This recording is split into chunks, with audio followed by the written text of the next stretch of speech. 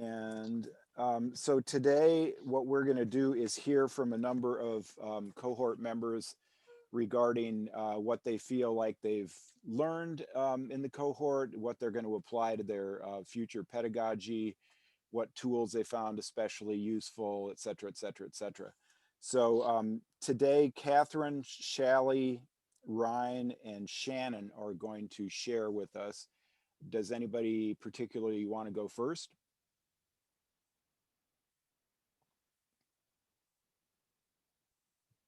I can go first. All right, thanks, Shannon. Yeah. So I found Ideal to be really useful because I don't know how well most of you know me, but when I teach on the chalkboard.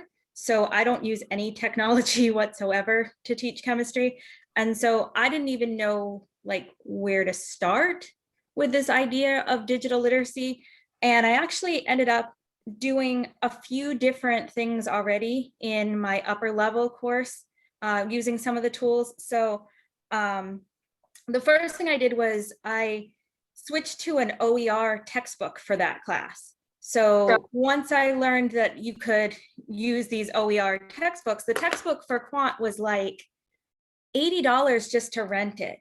And the students always said that they didn't get a lot out of renting it. And so what I was able to do is I was able to find an OER textbook that actually even had more information than our textbook did. And it was free. So that was great. It saved them the money. We use it more, I feel like, than we used the traditional textbook also. So that was really great. I tried my hand at a couple of really, really short screencast-o-matics once I learned how to do those. So I made a couple of screencasts of me with an Excel sheet. So my students have to do a lab where they need to run some statistical tests on Excel. And so a lot of them know Excel, but they don't know how to run the F test and the T test and ANOVA. So instead of taking class time to show them how to do that for one lab, I made little screencast-o-matics and I showed them where to go, how to find the tools, what to do if their data was reversed of how it should be. And I got some great feedback from them on that. They thought that was really great because they could pause and rewind if they didn't understand what they were doing. And then that wasn't something that in class, if I just went through it one time, they necessarily would know what to do. But the biggest thing that I tried to incorporate was I was looking for a final project for my class. And so what I decided to have them do is investigate different instrumentation that's used in chem. And they're all doing presentations at the end of the semester, the last week of the semester, as either SWAY or Spark presentations. And so what I did is I made a presentation for an instrument as an example for them. And I gave a SWAY presentation. So it was my first SWAY presentation. And I showed them sort of how SWAY worked and how it was different from PowerPoint. And I liked it, but what I didn't like about SWAY was that it didn't let me put any equations in. So SWAY won't let you type equations in to like a text box. So what I finally found, what I realized after a while is I could incorporate equations if I made them into photos, into pictures, and uploaded them as pictures, but I couldn't put them as part of the text. And so that was really sort of irritating to me a little bit, but I liked the presentation style aspect of it. And what I found when I surveyed them, I said, how many of you have ever done a SWAY? I think only one person actually had done one before. A lot of them were more familiar with Spark. So I suggested that some of them try SWAY, but also some of them do Spark because I want to be able to kind of see the difference. And I'm hoping that next year, what I can do is instead of giving that presentation as a SWAY, I'll give it as a Spark and try it in both methods so they can see sort of each one.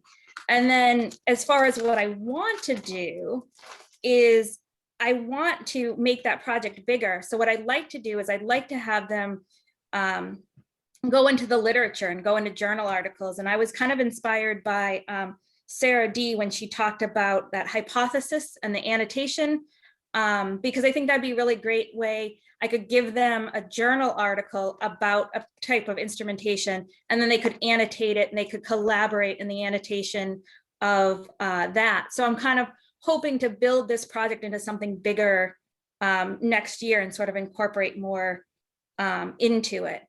The only thing that I sort of wasn't too happy about was we didn't learn much about tools that were really good for like math heavy or like equation heavy. And I tried to do some exploring on myself, and I didn't really find anything yet that I feel like is really going to be good for that part of my teaching, the really math heavy content portion of the teaching. But other than that, I found it really, really helpful. I'm going to even do a storyline for my Gen Chem class in the fall. I didn't get a chance because I hadn't learned about it yet. But we do a history of the atom talk, and it's really dry and it's really boring. And I thought if I made it into a storyline, it could be something sort of more visually appealing and something that they're not just sitting there going, ugh, another thing. Now it's an atom, now it's a proton, now it's a neutron. So I kind of wish that I had seen that before I gave that lecture last fall, but that's something that I want to do for this fall. So that's sort of what I came up with. And I just think overall, it kind of gave me a better understanding that I didn't really think I could do a lot of technology in like a general chemistry sort of course, but now I kind of feel like I have a lot more places to go and a lot more things I can think about and explore. So I found it really helpful. I gotta say, for somebody who said you didn't know where to start, you did a lot. Oh, the thing is, once I got started, it just kind of snowballed, right? Yeah, It it was was just great. like I tried one thing and I was like, hey, that's kind of cool. And maybe I could add this, and that was kind of cool. Nothing was real sophisticated. So I kept telling my quant class, like, I always started it with, as part of my ideal cohort, I'm trying some new things, bear with me. They may not always be.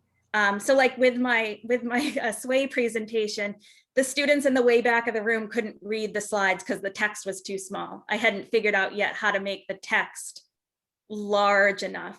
So I'm not saying I did anything particularly well, but I did try a bunch of little things. And I definitely like them, and I definitely want to do them again and try to do them better. That's Nice. great. Well, I'll just say your enthusiasm is great. That goes a long way to keeping it rolling. Well, I mean, from somebody who went and said, I hate it because I can't use my chalkboard this year. I really tried to embrace this experience. That's so great, Shannon. I feel like the Davis people would be just tickled to hear.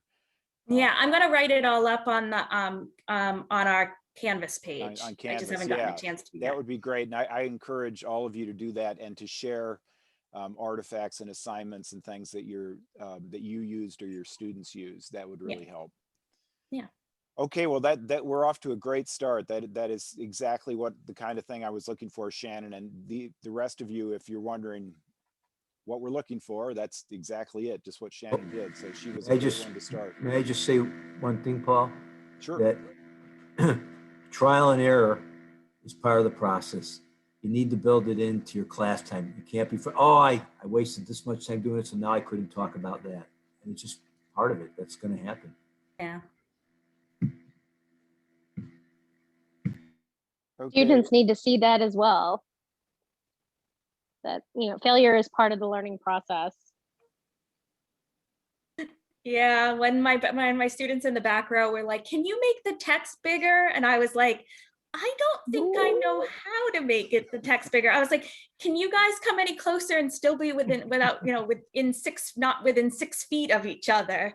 So it was kind of an interesting experience. Yeah, I kind of have a love-hate thing going on with Sway. Sometimes I do a presentation and everything is perfect. And then other times, for reasons that I'm still not sure of, there's some wonky things. And then I switch to Spark, and then I think, oh, I like Spark better than Sway. And then I kind of go back and forth, but Do you happen to know, Paul, if Spark lets you put equations in? I don't. I don't know that. I'm always Googling, for help on Sway and Spark. Yeah, I Googled on Sway and a lot of people asked for it. And like the Right. posts were a couple of years old and they were like, oh, we're looking into it and still, Shannon, yeah. can you give me an example of the equation? Like, can you just share it maybe? I just want to take a look. I'm just curious. What do you mean? Like a chemical equation. Yeah. Yeah, Like, like I just want to see what it looks like. I mean, I guess you could put a link to it in the chat or you can share it. Because no, I like a good sway challenge. oh, I mean, well, I don't know if I can do it in the chat because does the chat let you subscript and superscript? Oh no, I didn't know if it was on a separate document or something. No, I don't have anything like in front of me, but like, no, if you Well, just share the try, screen for just a minute if you have it. yeah, so like if I wanted to, well, I didn't include it, so I don't have that, but like if Okay. I can open up a document that has like, I can open up like a PowerPoint. So what I try to do is I try to take the PowerPoint and turn it into, I took the PowerPoint and then I tried to upload the PowerPoint and make it create the sway. And every time there was an equation, it just left it out completely. Huh. I mean, one thing you could do, maybe offline. Offline, we'll take it offline. Okay.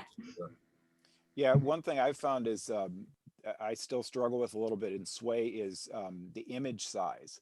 Sometimes the images really fit well with the presentation, and other times they don't. And I've tried that, focus tool, and it doesn't seem to work the way I want it to all the time. So anyway, I'm still, it's just an example of something that I'm struggling with Sway. But how about if we stick with chemistry now and go to Shally? Sure. So I've got a couple of things I'm interested in doing. So the one I instituted actually a year ago before I was in Ideal, because it was an Ideal workshop that we did at the beginning of the year on infographics. I don't remember who the presenter was, but so I instituted that as an assignment in pharmacology last year, and where they had to write up an infographic. It's really conducive to that because they have some focus molecules and lots of statistics and figures and facts that they can put about the particular drug they're talking about. I didn't give them any real boundaries as to what infographic program they had to use. I just gave them a list basically, which is something that I need to do a little differently this next time because some of them really struggled with the technology, and some of them dished out money for ones that sort of do it for you. They had some infographic programs which for $20 it gives you a template and a bunch of icons you can pull in and stuff, and so that didn't seem very fair. So I do want to run that again next spring. And then the big project for this fall is so for biochemistry, I ditched the textbook for OER, and there really are not any real good open educational resources available for biochemistry. So working with Katie Beth to try to pull some stuff together, but also I want to have the students was it Robin DeRosa who talked about developing your own open educational resources. I want to have the students basically take the worst chapter from the OER textbook and see if we can rewrite some parts of it and develop something that will allow them to learn it, but also to have a source material that we use going forward. So we'll see what they can come up with for that. I think Lindsay Vago is doing something similar for kinesiology, except she's way more ambitious than I am. She's fleshing out a textbook. I'm one chapter, break it up into the students, help them out and see how it goes. Yeah, I think one of the most exciting things about Ideal, especially this year, is the number of people who have embraced OER. And, big kudos to Katie Beth for taking on this whole thing, because we'd sort of talked about it and she just wanted to run with it. And I think and the Davis people are very excited about it too. And I know that President Mooney is as well, because it's helping students and helping retention, and it's a social justice issue and all that. So it's like ticking numerous boxes, as they say. But Well, plus a third of my students in the class weren't using the textbook at all. So, there you go. Yep, hopefully it'll help that level of engagement as well. exactly. Okay, thank you so much, Shally. Let's see. Ryan, you want to go next? Sure. And on the topic of OERs, I'm moving forward. I'm hoping to only do OERs. So that's something that I first learned about, I guess it was at one of the workshops at the end of last spring semester. And I just didn't have the wherewithal, given everything going on, to go that direction this year. But next year, I'm definitely going to try. I am a little concerned for some of my classes. I'll encounter what Shally was just describing, and hadn't even gotten as far yet as thinking, oh, well, let's, start to develop materials that could be used in the future. But I'm going to file that away in my ideas, because I like the idea. It does sound daunting to do more than a chapter, though. Like Shannon, I found screencasts for Excel tutorials to be really helpful. And so I've developed some, but I do so much of that stuff that I'm hoping to develop a library of Excel tutorials that I can reuse when we come back to the same, topics in various classes. But in terms of this semester, one of the things I've done that I've been pretty happy with, I did bring it up earlier in the semester, so I don't need to spend a lot of time repeating what I described, but it's the use of hypothesis for student-led discussions.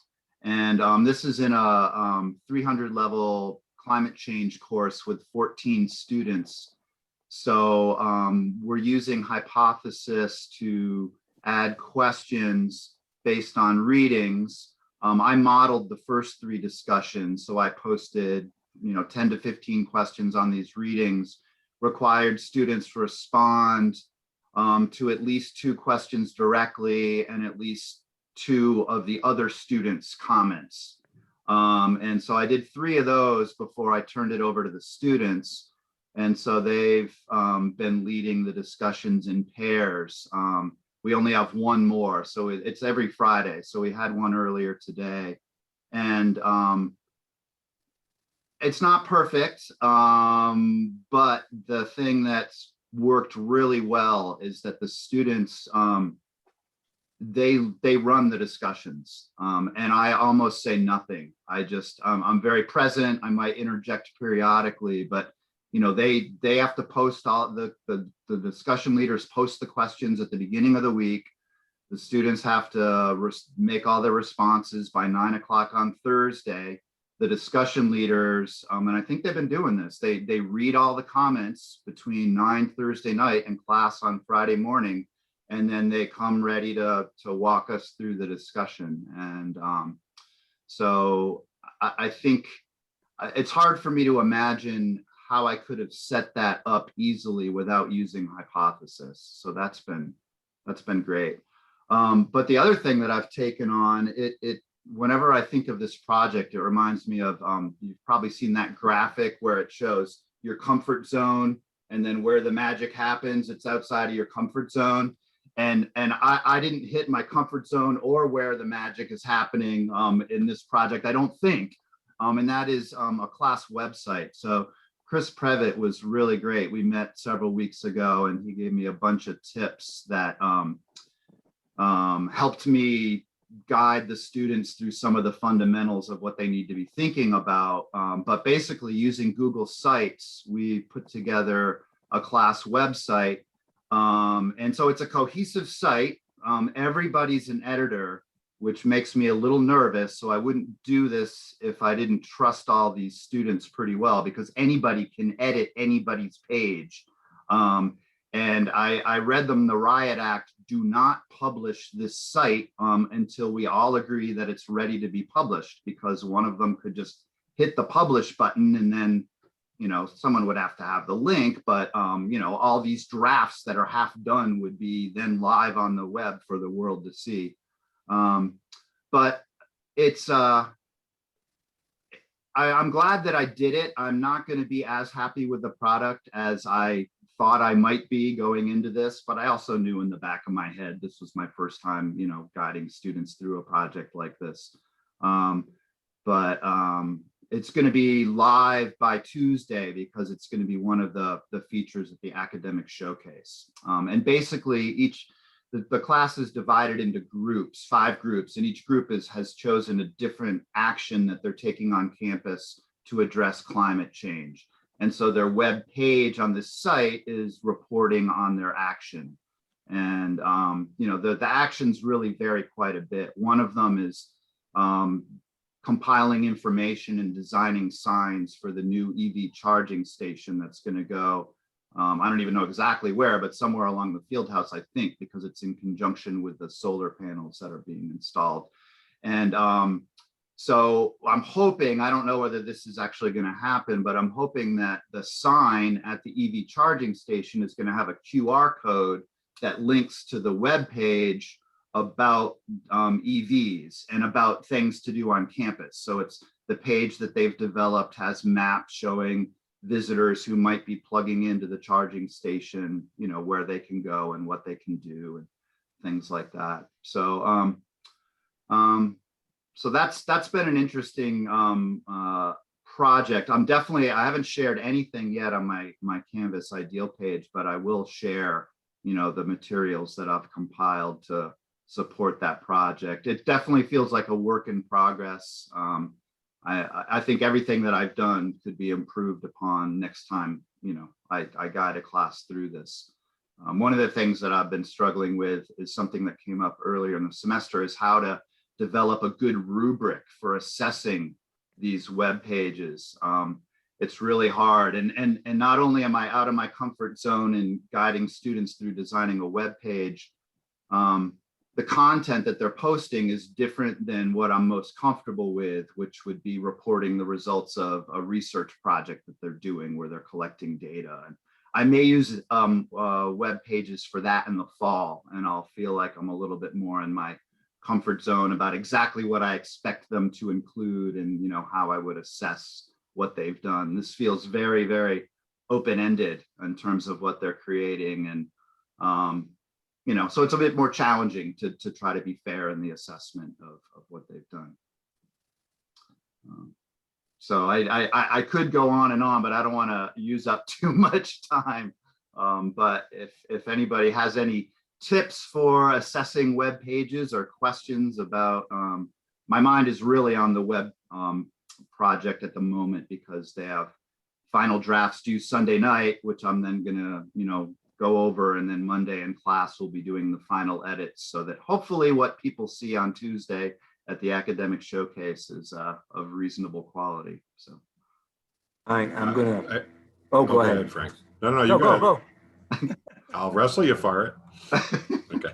I was just gonna say that your webs, that I love that you did that, and if I may bring up the rubric, very easy to assess it. I'm sure the students would meeting or exceeding on all 4 rows of the rubric easily in terms of. oh well, I'm not talking about that rubric, Frank, but that No, I'm talking about ours. helpful. I don't care about yours right now. No, I'm just trying to figure out Yeah. not necessarily whether they're meeting the ideal goals, although, you know, or the digital literacy goals, which is definitely important. But I'm saying that, but see, you've done that you without even maybe thinking about it. That's well, all I'm sure. But what I'm struggling with is what score am I going to give them out of the 80 points that this web, you know, their web page is worth. And you know, I came up with something that I'm reasonably happy with, but I think in the end, when I'm using the rubric, I'm going to discover, oh, you know, this needs to be tweaked. This needs to be improved on. So Right, Ryan, because you have content assessment too, like I do. it's not just the tool and the digital literacy, it's a lot of content. So yeah, I have the same problem. Yeah, so the way the rubric is working at the moment is it's roughly 50% is the content piece. I kind of feel like it should be a little more than 50%, but I wanted to reward them for learning this new tool. None of them had used Google Sites before. So, you know, the other 50% includes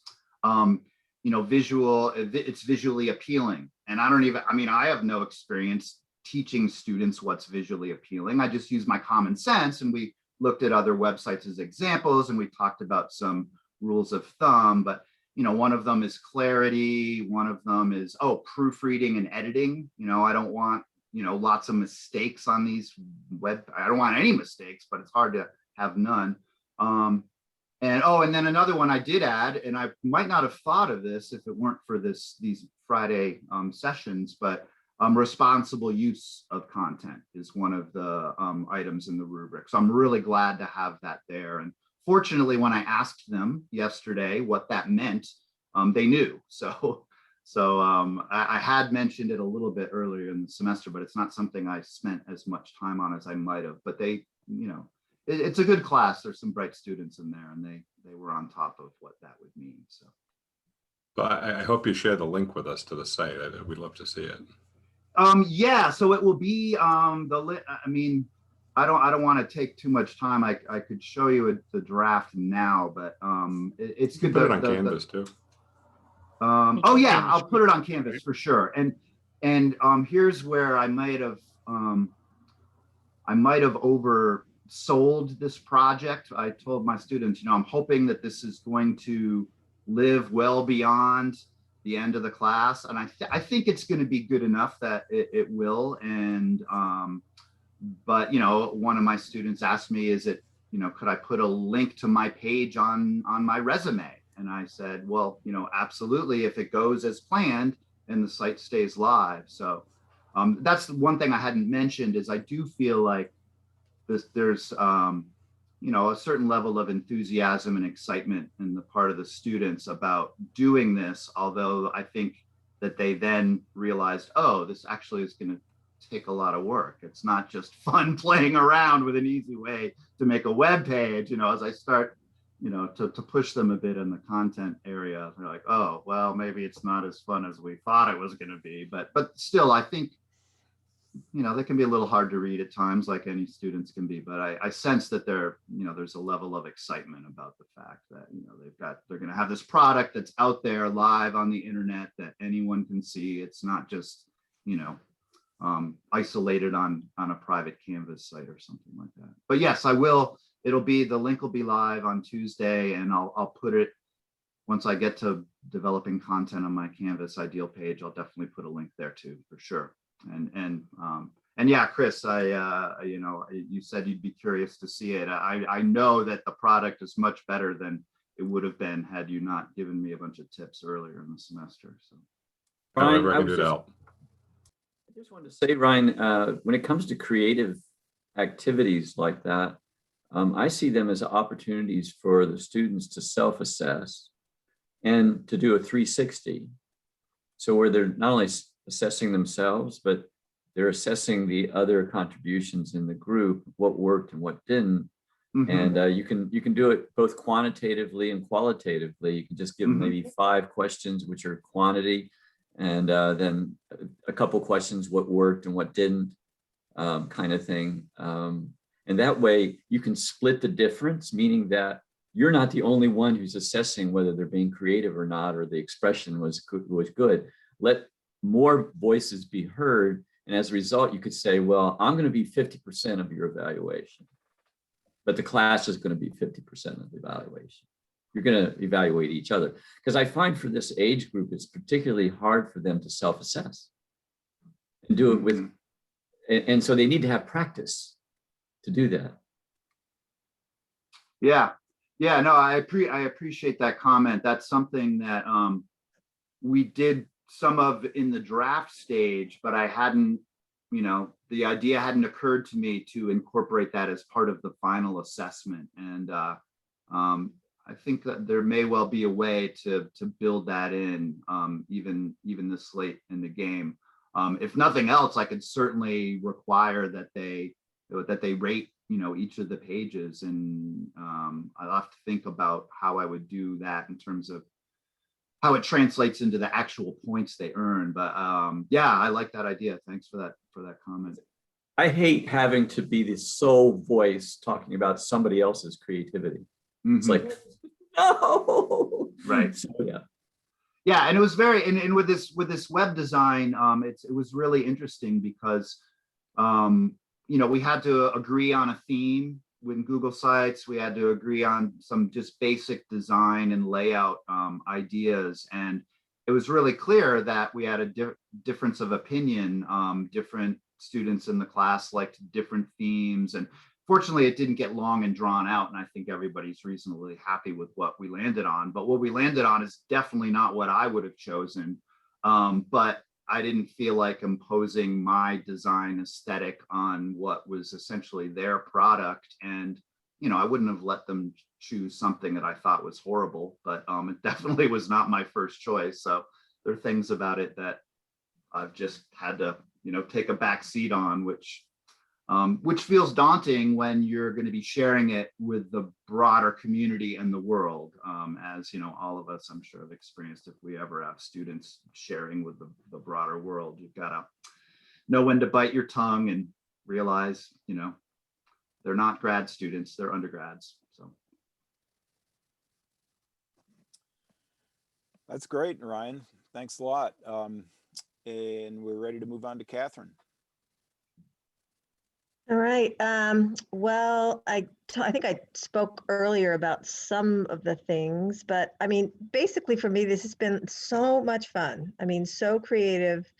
Last semester, I had a class where I could not figure out how to use any of these things because it was so content heavy. I couldn't even imagine getting anything, not just content, but other processing. But this semester, I have a class that lent itself to be, it's perfect. And so it's been a lot of fun. We used Canva. I did a little screencast-o-matic to show them how to use it. And they made their own like introductory posters to get to know each other. And they posted them on Padlet, which I love because Padlet is just fun there's nothing involved. You got something, put it up there. So I really like Padlet, and I've used that for a bunch of things, even outside of that class. We then used Canva to make infographics about these sustainability goals. They had to do research, and that was great. I really like the infographic concept for the same reason everyone else was saying is, you've got something that's fact heavy.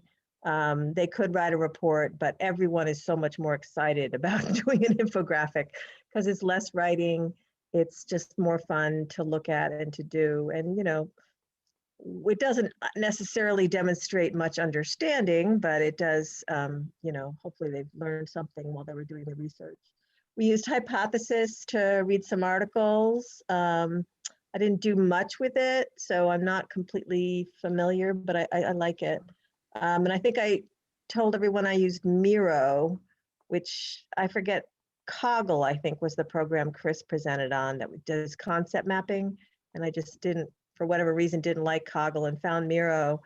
And I think when I talked about it last time, I hadn't gotten all their responses. And there was a couple of problems, but mostly it was perfect. Like they were able to log in, do these really complicated concept maps. And some people spent a lot of time making them look pretty. And other people, it looks like, I don't know, 4-dimensional spaghetti knot.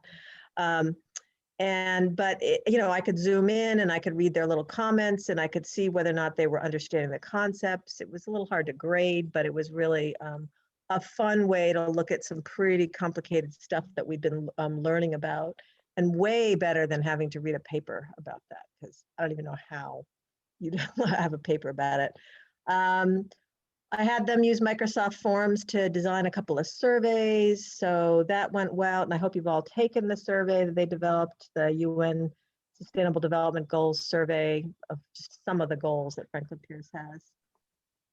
And then the one thing that everyone kept talking about that I kept hating until I finally figured out how to use it is Sway. Like, I just don't see Sway as a presentation thing unless you're just looking at a laptop, for the same reason Shannon was saying. The font's too small and there's not enough control over the graphics. But I'm going to have them do their final reflection in Sway. So I'm just going to be the one looking at it. They're not going to be presenting it. So it's kind of something that I thought was going to be a paper, but now they're going to be talking about, their understanding now of the definition of sustainability, which is some of the articles we read. They're going to have to look back at their concept map and explain some things in writing as opposed to just blocks everywhere. They're going to have to reflect and do some critical thinking on the big report that we're writing about Franklin Pierce's accomplishment of these, or lack of accomplishment of these different sustainability goals. And so that's kind of a summary and also a critique. So with some critical thinking, and each part it's short, so they'll like that. And then I'm asking them to, use some pictures and, responsibly, use the pictures. And Sway is nice because it's got the Creative Commons thing there. So they don't really have to work very hard to know that it's okay to use the pictures. And then finally, some self-reflection and self-assessment on what they've learned. So I was pretty excited when I thought about that, because every time I tried to use Sway, I couldn't figure out why people liked it. And now I see a reason to like it. Up until then, I was like, this is so much worse than PowerPoint, because you have so little control where the pictures go, how they look, I was like, why does this exist? But I sort of get it now, and I like it instead of this assignment that I was thinking of. And so I've just had a blast. I mean, it has just totally made my semester in so many ways. So I think I'm going to ask the students, if they've, liked this, but they seem to have. My problem has been the grading. Like, everyone's getting an A in this class, because I'm like, well, how do you grade this really big concept map? As long as they have all, they have the basics. I mean, everyone got between a B and an A. No one didn't do it. And the same with the info. I found it very hard to grade, but that may just be my fault. In the future, I would like to, I've been trying to look for a way to long-term share projects, student projects, my projects. One of the things that happened in this class is we had a group that was looking at, well, how well does Franklin Pierce protect its biodiversity and its natural areas? And they said, do we have a biodiversity inventory? And I said, yes. And oh my God, you don't have no idea how hard it was for me to find it. And I know it existed. And, there's just, things are in files, they're in paper, they're everywhere. And now they're all together because they asked for them all. And they'll never be together again unless I figure out a way to keep it where people can get to it and know it's there. And it's the same with student research projects. They do kind of the same kinds of research projects in similar areas, and they could be building on the previous data, but we had archived all the senior theses, and that entire part of the internet was lost, and that was on the school server. So I'm like, I don't even know what to trust. But anyway, so maybe a Google site will be a way to keep those, at least a link to a Google Drive or something. So yeah, and then I'm also looking into writing an OER textbook for one of my classes during my sabbatical. So it's been a lot of fun. You guys have been a big help. John, do you mind? John Lund put in the chat, mentioned a press book when Catherine was talking about how to compile some of these things. Do you mind talking about that a little bit, John? Sure. It just occurred to me, Catherine, that might be one way to store all the information that you want. Pressbook is super easy to use. It's free. You create an account. I mean, you don't need a tutorial, I think, to just begin to build out chapters and so forth. But it allows you, I kind of use it as an archive for other things. But it's super easy to use. I'll just leave it at that. It'll take you a matter of minutes to set up an account. And it's, again, very friendly. You'll be able to figure out how to bring information in. The one thing, though, I don't know about files, but I think you can use it that way. Chris probably knows. But that's just a great sort of outward facing type of platform. So something to consider, basically. Yeah, I I mean, know that, oh, sorry, go ahead. No, you go ahead. No, go ahead. I was just gonna say that, I mean, like the not Google Sites, but Google Drive, you can keep all the files in there. And in a way, I just need a link to it, but I need something that would tell people, if you go into someone's files, you can't necessarily know what they are, what they mean. It'd be nice if there was a way to have some descriptors so people know that's what I'm looking for. And I don't know, I'll have to check out Pressbook and see if that would do it. Yeah, we're looking at, for next year with Ideal, one thing we're thinking of is we are going to offer this, some stipends for creation of OER. This year we offered the adapt or adopt model, but a number of you have mentioned the possibility of creating OER, and there's a paid version of Pressbook that you use for that, and Katie Beth is working on that. So that's something to follow up on with Katie Beth, Catherine, when you start to work on that sabbatical project.